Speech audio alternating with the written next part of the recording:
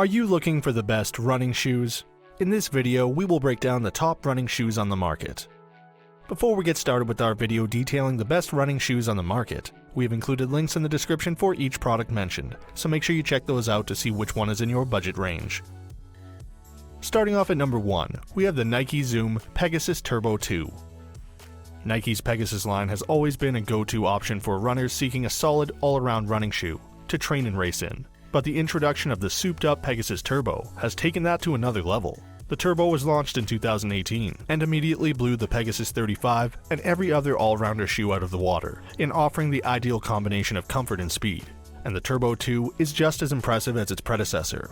In the midsole, you'll find a combination of two of Nike's proprietary foams, Zoom X and React.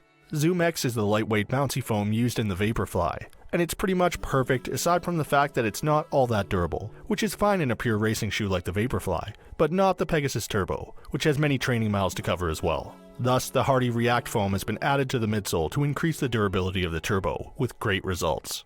We found our set of the first edition of the shoe lasted well beyond 500 miles. The second edition of the Pegasus Turbo leaves the brilliant midsole unchanged, but it has an updated upper, which is lighter and more breathable than on the original shoe. It's not a huge change, but the good news is that Nike did away with the racing stripe that ran down the center of the first Pegasus Turbo, so the new shoe is easier on the eye as well. At number 2, we have the Hoka One One Rincon. The Rincon has a lot of standout features on paper. It's very light at 218 grams, while still having ample cushioning. The Hoka's early stage Meta Rocker is always impressive in delivering a smooth heel to transition. What's more, you get all of that for $105, which is a bargain in a running shoe market that's now stretching well beyond $200. However, what really stands out about the Rincon, when you actually run in it, is how fun it is.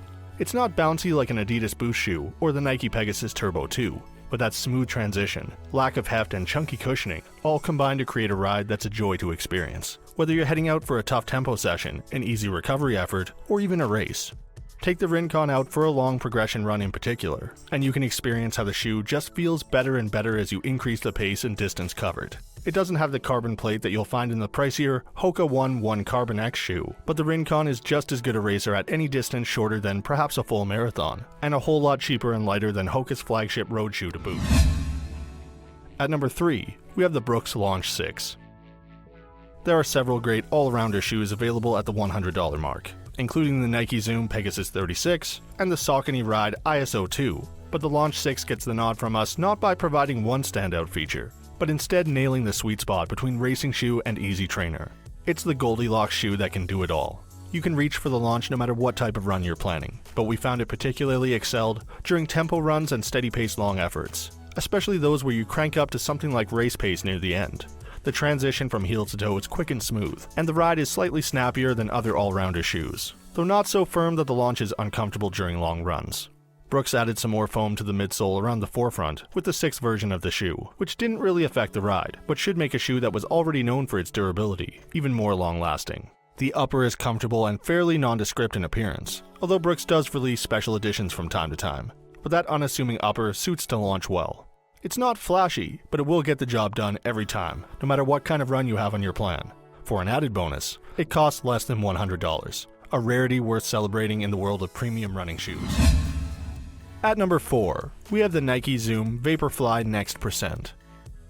How do you follow up the greatest long-distance racing shoe of all time? That's the question Nike had to answer with the Next Percent, the successor to the Vaporfly 4%, the shoe that runners of all levels have been using to set personal bests and world records over the past couple of years. Nike started by adding in 15% more Zoom X foam into the midsole of the Next Percent compared to the 4% to provide more comfort and bounce.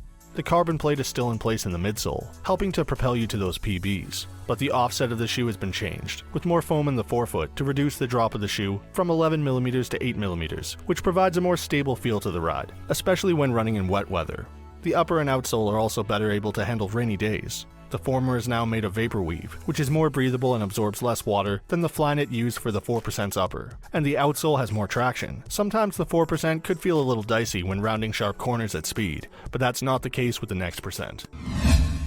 And for our final pick at number 5, we have the New Balance FuelCell Rebel. There's an awful lot to like about the FuelCell Rebel, and it starts with the price. While $120 isn't cheap by any stretch, it's significantly cheaper than the other shoes we'd rate in its class as a racing and faster training shoe, such as the Pegasus Turbo 2 and the Hoka One One Carbon X. It's very lightweight at 208 grams, but still has enough cushioning for longer runs, and it's also a great deal of fun to run in. The Rebel's midsole is made of New Balance's FuelCell foam, which is lightweight and bouncy, exactly what you want when you're aiming to log long distance at speed. Most runners will find that it's not quite soft enough for easy training, but anytime you want to up the pace, the Rebel is a terrific shoe to have on your foot, and it has enough cushioning for a full marathon. Although the booty-like upper is comfortable and provides a secure fit, we found that the Rebel in general runs a little